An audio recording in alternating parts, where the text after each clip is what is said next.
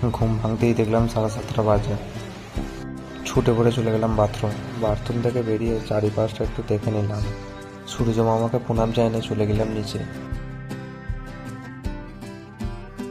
চলে গেলাম রান্নাঘরে কিছু খাবার জন্য। খেতে গিয়ে দেখি ভাত, যেটা আমি একদম পছন্দ করি না। খাওয়া দাওয়া সেরে যাচ্ছি এখন ফ্যাক্টরির উদ্দেশ্যে, যেখানে না চাইলেও যেতে হয়। এখন ফ্যাক্টরি ছুটি, তাই মুখে খুব হাসি। এই হাসি মুখেই চলে এলাম কিচেনে। পৌঁছে কিছু কেটে নিলাম ভেজিটেবল, যেগুলো দিয়ে তৈরি করতে চলেছি আমি পাস্তা। তো বন্ধুরা, তোমরা আশা করি সবাই জানো পাস্তা রান্না করা, তাই আমি ভালো করে কিছু দেখালাম না।